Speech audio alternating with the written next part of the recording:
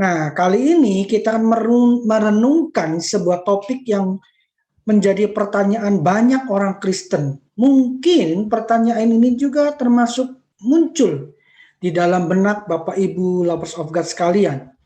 Apa itu? Yaitu tentang sunat. Apakah orang Kristen masih harus melakukan sunat? Nah, pada renungan ini kita akan mendapatkan jawabannya adalah yes, ya, kita orang Kristen pun harus disunat.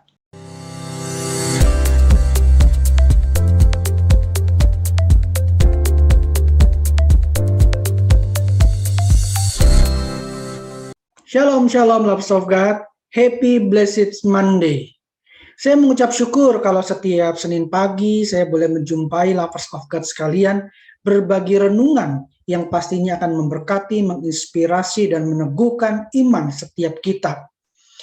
Nah, kali ini kita akan merenungkan sebuah topik yang menjadi pertanyaan banyak orang Kristen. Mungkin pertanyaan ini juga termasuk muncul di dalam benak Bapak Ibu Lovers of God sekalian.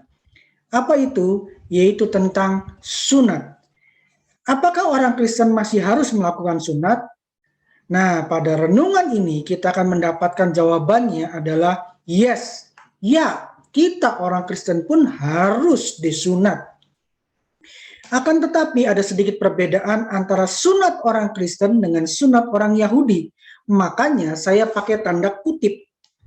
Apa dan bagaimana sunat dan sunat itu? Mari kita siapkan hati kita untuk kita belajar kebenarannya buat kita hari ini. Ya, ada beberapa kata kalau kita pelajari sunat itu dalam bahasa Indonesia. Dalam bahasa Inggrisnya itu adalah circumcise atau bahasa Ibraninya mul. Yang semuanya itu artinya adalah memotong kulit katan alat kelamin pria. Nah, sunat ini dilakukan dengan berbagai tujuan. Tujuannya dari tujuan kesehatan dan tujuan agama. Sunat dalam perjanjian lama merupakan tanda perjanjian antara Tuhan dan umatnya, yang kala itu diwakilkan oleh Abraham. Karenanya sunat baru disebut dalam Alkitab sejak zaman Abraham. Kejadian 17 berkata demikian, ayat yang ke-10. Inilah perjanjianku, kata Tuhan, yang harus kamu pegang. Perjanjian antara aku dan kamu serta keturunanmu, yaitu setiap laki-laki di antara kamu harus disunat. Haruslah dikerat kulit katanmu, dan itulah menjadi tanda perjanjian antara aku dan kamu. Dari ayat ini, kita bisa menarik kesimpulan bahwa perjanjian Tuhan dan manusia dan umatnya itu dilambangkan dengan sunat. Jadi kalau dikatakan dalam perjanjian lama itu sunat itu apa sih artinya? Sunat dalam perjanjian lama itu artinya adalah tanda perjanjian antara Tuhan dan umatnya. Lalu apakah dalam perjanjian baru masih sama artinya? Nanti kita akan pelajari bersama-sama. Nah, karena itu jangan skip biar lengkap berkat yang kita dapatkan. Lewat sunat, Abraham dan keturunannya disebut sebagai umat perjanjiannya. Nah, sunat ini dilakukan sedini mungkin dalam hidup umatnya, yaitu pada hari yang ke-8. Hal ini jelas tertulis dalam perjanjian lama. Kejadian 17 ayat yang ke-12. Anak yang berumur 8 hari haruslah disunat, yakni setiap laki-laki di antara kamu turun-temurun. Dalam perjanjian lama ditetapkan seorang anak laki-laki, seorang bayi laki-laki ketika dia genap umur 8 hari, maka dia harus disunat. Dan itu menjadi tradisi rutin bagi orang Yahudi. Bahkan Yesus pun memberi teladan. Kenapa? Ingat, Yesus itu lahir di dalam tradisi budaya Yahudi. Kenapa? Karena Yesus lahir sebagai orang Yahudi. Karena itu tidak mungkin Yesus tidak memberi teladan tentang perkara ini. Kenapa? Karena Yesus sedang mengajarkan arti sunat yang sesungguhnya. Lukas 2 ayat 21 berkata, dan ketika genap 8 hari, ia, siapa ini? Yesus. Dan ketika genap 8 hari dan Yesus harus disunatkan, ia diberi nama Yesus, yaitu nama yang disebut oleh malaikat sebelum ia dikandung ibunya. Jadi secara tradisi orang Yahudi, seorang anak laki-laki, seorang bayi laki-laki itu diberi nama ketika dia disunat, yaitu kapan? Pada umur 8 hari. Karena itu Yesus pun diberi nama ketika dia disunatkan, ketika dia berumur 8 hari. Renungkan ini guys, jika sunat adalah perintah Tuhan, apakah kita sebagai orang Kristen masih harus lakukan sampai saat ini? Ya, perlukah kita orang Kristen masih melakukannya sampai saat ini? Untuk menjawab pertanyaan ini, mari kita lihat dalam Ibrani 10 ayat yang ke-1 bagian A. Di dalam hukum Taurat hanya terdapat bayangan saja dari keselamatan yang akan datang, dan bukan hakikat dari keselamatan itu sendiri. Artinya apa? Artinya memang benar sunat adalah perintah Tuhan, tetapi sunat ini adalah bayangan atau gambaran atau tipologi dari apa yang akan datang. Sunat di dalam perjanjian lama, di dalam Taurat itu berhubungan dengan keselamatan mereka. Kenapa? Dengan disunat mereka menjadi umat perjanjian Allah, dan itu berhubungan dengan keselamatan mereka. Tetapi dalam perjanjian baru yang merupakan kegenapan dari perjanjian lama, ya, perjanjian lama, apa yang ada dalam perjanjian lama itu adalah tipologi, gambaran, bayangan dari apa yang akan datang. Jadi keselamatan yang disebut di dalam hukum Taurat itu adalah bayangan dari keselamatan yang akan datang. Keselamatan apa? Keselamatan dalam Yesus Tuhan. Hukum Taurat itu hanya menggambarkan saja bahwa keselamatan yang sesungguhnya itu ada di dalam Yesus. Perjanjian lama adalah tipologi dari keselamatan yang akan datang. Apa itu keselamatan yang akan datang? Keselamatan di dalam Yesus Tuhan. Keselamatan dalam Yesus itulah antitype-nya atau kegenapannya. Jadi kalau ditanya apakah kita masih perlu melakukan sunat? Ya kan? Yuk, mari lanjutkan pelajaran kita. Jadi artinya orang Kristen pun harus tetap disunat. Tetapi perhatikan, sunatnya bukan sunat seperti orang Yahudi, tetapi sunat dalam tanda kutip. Ya, ada perbedaan antara sunat dan sunat tanda kutip yang diajarkan dalam perjanjian baru. Bahkan dalam perjanjian baru diajarkan bahwa bukan hanya orang laki-laki saja yang disunat. Perjanjian lama mengajarkan hanya orang laki-laki yang disunat. Perjanjian baru itu mengajarkan laki-laki dan perempuan yang harus disunat. Makanya saya pakai tanda kutip, karena ada perbedaan antara sunat dan sunat dalam tanda kutip. Sunat seperti apa yang diajarkan dalam perjanjian baru? Sebelumnya mari kita pelajari dulu. Perjanjian lama itu mewajibkan sunat pada hari yang ke-8. Mari renungkan, lafaz of God.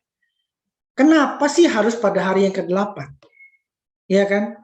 Kalau sunat dalam perjanjian lama itu diwajibkan pada hari yang ke-8, artinya sunat itu berhubungan dengan hari yang ke-8. Setuju ya? Nah, pertanyaannya kenapa sih harus pada hari yang ke-8? Kenapa tidak boleh dilakukan pada hari yang ke-10, hari yang ke-30? Kenapa harus hari yang ke-8? Ya kan? Ada yang menafsirkan bahwa pada hari yang ke-8 kulit katan itu masih lunak. Jadi tidak terlalu berefek pada bayi yang disunat. Pertanyaannya, apakah hanya itu? Pasti bukan. Kenapa? Karena Tuhan kita tuh Tuhan yang sangat punya ketepatan waktu.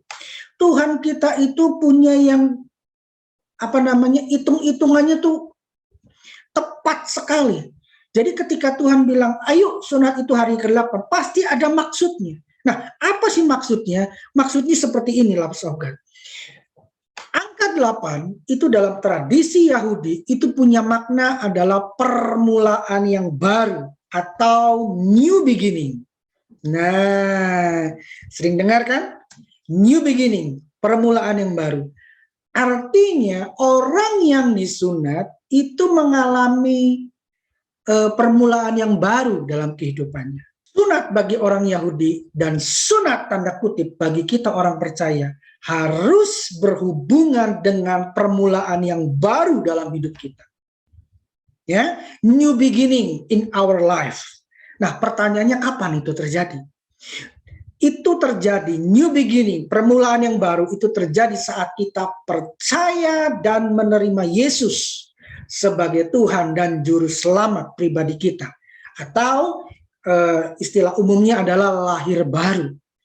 Jadi ketika kita mengalami namanya lahir baru, itu artinya kita sudah melakukan sunat, tanda kutip.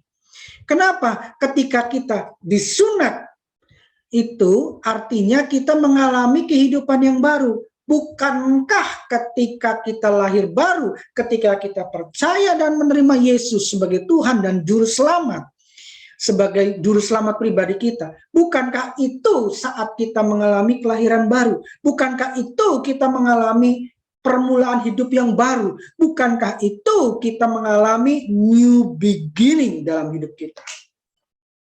Amin. Jadi ketika Tuhan suruh bangsa Israel, bangsa Yahudi ini harus disunat pada hari yang ke-8, Tuhan cuma mau tunjukkan bahwa kamu harus mengalami hidup baru di dalam siapa? Yesus Tuhan. Wow. Tipologi dari sunat perjanjian lama itu antitype atau kegenapannya dalam Yesus Tuhan ternyata. Amin. Get the point, guys? Nah, karenanya Yesus berkata kepada Nikodemus. Siapa Nikodemus? Nikodemus adalah seorang pengajar Israel. Pengajar Israel artinya dia ngerti betul, paham betul akan Taurat Tuhan. Iya kan? Nah, Yesus berkata kepada Nikodemus untuk mengalami kelahiran baru. Yohanes 3 ayat yang ke-5 berkata demikian. Jawab Yesus, aku berkata kepadamu, sesungguhnya jika seseorang tidak dilahirkan dari air dan roh, ia tidak dapat masuk ke dalam kerajaan Allah. Artinya, Tuhan Yesus menyuruh Nikodemus yang seorang pengajar Israel untuk mengalami kelahiran baru. Dilahirkan kembali. Dilahirkan kembali dari apa? Dari air dan roh, ya. Dilahirkan dari roh dan air itu berbicara apa? Berbicara dilahirkan dari roh Allah. Roh kita yang mati karena Adam yang pertama. Kita dibenarkan, kita diselamatkan, roh kita dihidupkan kembali karena roh Allah itu kembali menguasai roh kita. Dan dilahirkan dari air itu bicara kita mengalami baptisan air. Di dalam baptisan air, kehidupan lama kita dikubur, kitab Roma berkata, dan dibangkitkan kembali ketika kita dicelupkan ke dalam air. Makanya baptisan itu bahasa aslinya adalah baptiso. Apa artinya baptiso? Ditenggelamkan dalam sebuah cairan. Artinya ketika kita dilahirkan dari air, artinya kita dibaptis air. Kenapa? Ketika kita dicelupkan ke dalam air, baptiso itu, kehidupan lama kita dimatikan. Lalu apa? Lalu kita dibangkitkan kembali bersama-sama dengan Kristus. Kita mengalami new beginning dalam hidup kita. Haleluya! Nah, yuk kita baca dalam Kisah Para Rasul pasal yang ke-18 ayat yang ke-8. Tetapi Kristus, kepala rumah ibadat, perhatikan, kepala rumah ibadat. Artinya, Kristus ini bukan orang sembarangan, bukan? Kalimat berikutnya berkata, kepala rumah ibadat itu menjadi percaya kepada Tuhan bersama-sama dengan seisi rumahnya. Dan banyak dari orang-orang Korintus yang mendengarkan pemberitaan Paulus menjadi percaya dan memberi diri mereka dibaptis. Renungkan inilah persaudara. Di situ dikatakan Krispus percaya kepada Tuhan bersama-sama dengan seisi rumahnya. Artinya, kalau seisi rumah itu kan ada laki-laki dan perempuan. Betul ya? Ketika laki-laki dan perempuan ini percaya dan memberi diri dibaptis, itu sama artinya mereka mengalami sunat, tanda kutip. Ketika kita lahir baru, ketika kita percaya Yesus dan memberi diri kita dibaptis, itu artinya kita dilahirkan dari roh dan air. Kita dilahirkan kembali, kita disunat, tanda kutip, kita mengalami permulaan hidup yang baru, kita mengalami new beginning. Haleluya, haleluya. Jadi bukan sekedar kita beragama Kristen. Mungkin kita sudah lama beragama Kristen, ya kan? Mungkin ada katakanlah 10, 20, 30 tahun. Ya, kita bahkan lahir dalam keluarga Kristen, atau bahkan mungkin orang tua kita adalah hamba Tuhan. Tetapi renungkan ini, setiap kita itu harus mengalami namanya sunat, tanda kutip, secara pribadi. Artinya setiap kita yang mengaku Kristen harus mengalami kelahiran baru, harus mengalami new beginning, harus mengalami sunat, tanda kutip, seorang demi seorang. Artinya setiap kita harus mengalami itu. Lalu bagi yang sudah mengalami sunat kelahiran baru, Paulus dalam suratnya mengingatkan untuk terus hidup dalam kehidupan barunya, dalam new beginning-nya. Galatia 2 ayat yang ke-20 berkata, namun aku hidup, aku ini adalah Paulus, tetapi aku di sini itu menggambarkan setiap kita orang yang telah disunat, tanda kutip, ya, telah mengalami new beginning, telah mengalami kehidupan yang baru, permulaan yang baru. Namun aku hidup, tetapi bukan lagi aku sendiri yang hidup, melainkan Kristus yang hidup di dalam aku. Dan hidupku yang kuhidupi sekarang ini di dalam daging adalah hidup oleh iman dalam Anak Allah yang telah mengasihi aku dan menyerahkan dirinya untuk aku. Sunat dalam perjanjian lama artinya adalah tanda perjanjian dan kepemilikan. Kepemilikan kita umatnya itu miliknya Tuhan. Kita umatnya membuat perjanjian dengan Tuhan. Demikian pula kita orang Kristen yang mengalami sunat, tanda kutip, itu juga memiliki tanda perjanjian dan kepemilikan Tuhan. Apa tandanya? Efesus 1 ayat yang ke-13 berkata, di dalam Dia kamu juga, karena kamu telah mendengar firman kebenaran, yaitu Injil keselamatanmu, di dalam Dia kamu juga, ketika kamu percaya, dimeteraikan dengan Roh Kudus yang dijanjikannya itu. Dan Roh Kudus itu adalah jaminan bagian kita sampai kita memperoleh seluruhnya, yaitu penebusan yang menjadikan kita milik Allah untuk memuji kemuliaannya.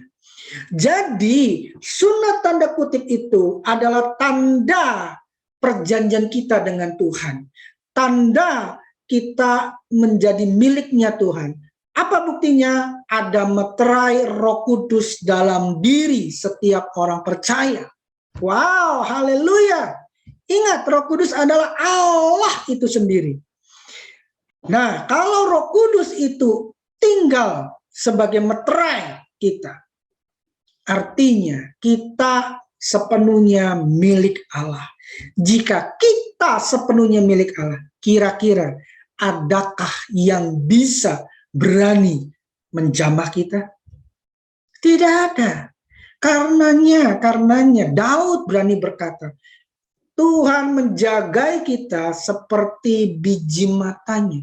Apakah ada di sini yang memperbolehkan seseorang mencolek-colek biji mata?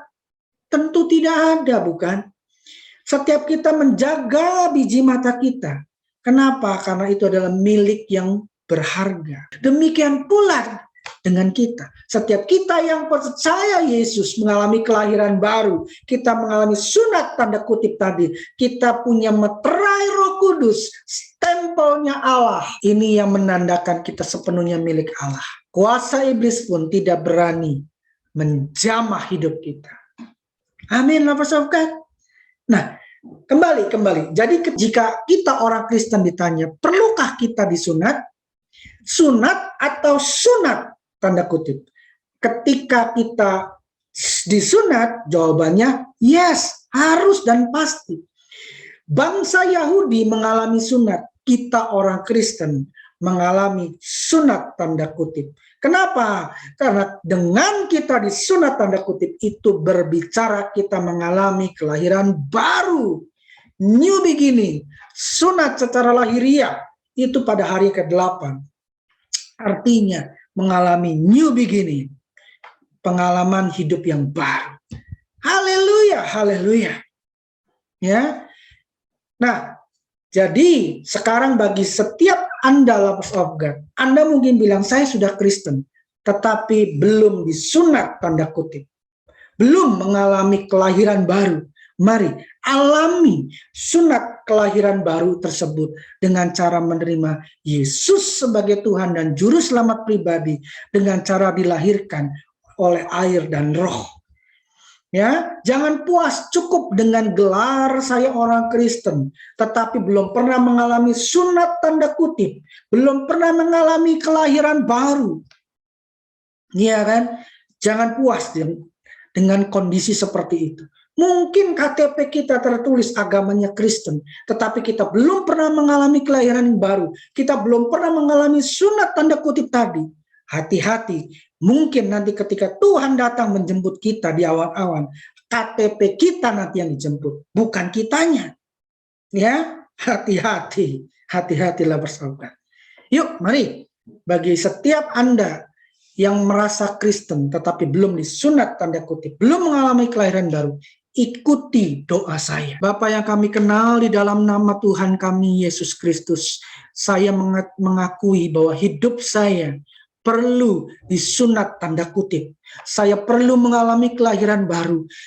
Karena itu saya menyerahkan hidup saya untuk sepenuhnya, untuk percaya, menerima Yesus sebagai Tuhan dan Juru Selamat.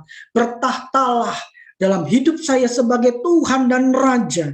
Pimpin hidup saya untuk saya boleh mengalami kelahiran baru, new beginning di dalam Engkau. Dan saya memiliki meterai Roh Kudus sebagai tanda perjanjian, sebagai tanda kepemilikan. Karena saya percaya ketika saya mengalami kelahiran baru, saya dipastikan memiliki tempat di sorga nanti. Ketika Engkau datang untuk kali yang kedua, saya pun akan dijemput oleh Engkau. Tetapkan hati saya Tuhan untuk tetap hidup benar di hadapan-Mu.